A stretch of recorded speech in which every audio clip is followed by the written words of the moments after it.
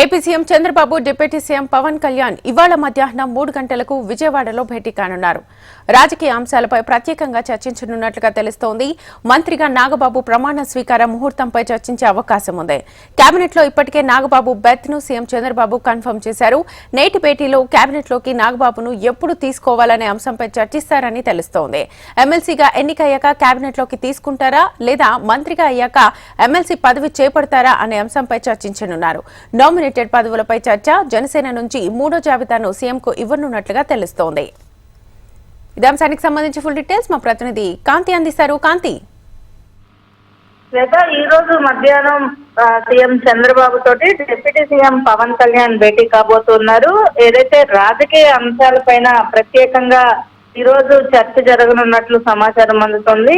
ఏదైతే మంత్రి పదవిని నాగబాబుకి 24 ఏదైతే పోర్ట్ఫోలియోస్ ఉన్నాయో 25వ పోర్ట్ఫోలియోలో నాగబాబుని మంత్రిగా ప్రమాణ స్వీకారం చేయించే అంశానికి సంబంధించినటువంటి విషయంలో పవన్ కళ్యాణ్ చర్చించబోతున్నారు. దీంతో పాటుగా సీఎం చంద్రబాబు నాయుడు తోటి ఏదైతే విషయం అంటే ఎమ్మెల్సీగా ఎన్నిక అయ్యాక కేబినెట్ లోకి తీసుకోవాలా లేకపోతే మంత్రిగా అయ్యాక ఎమ్మెల్సీ పదవి చేపడతారా అనే అంశం పైన కొన్ని టెక్నికల్ ఇష్యూస్ ఏవైతే ఉన్నాయో వాటిలన్నిటిపైన కూడా ఈ రోజు చంద్రబాబు పవన్ కళ్యాణ్ భేటీలో కీలకంగా చర్చించే అంశంగా తెలుస్తుంది. దీంతో పాటుగా నామినేటెడ్ పదవులు జాబితా ఏదైతే ఇప్పటికే 2 జాబితాలను విడుదల చేశారు. ఇక 3వ జాబితాకి సంబంధించి జనసేన తరపున ఎవరెవరికి ఇవ్వాలి అనే అంశంపైన ఇప్పటికే జనసేనకి సంబంధించినటువంటి కీలకమైనటువంటి నాయకులతోటి పవన్ కళ్యాణ్ చర్చించి ఒక నిర్ణయం తీసుకున్నట్లుగా తెలుస్తోంది. దానికి సంబంధించినటువంటి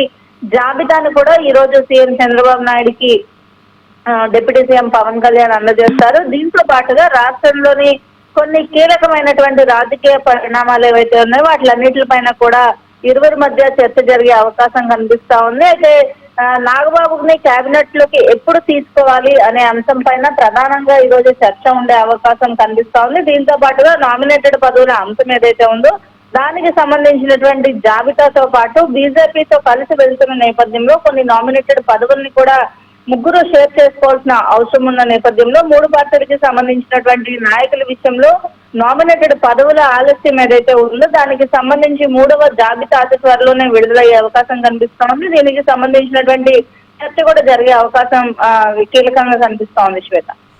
రైట్ కాంతి, థ్యాంక్ యూ.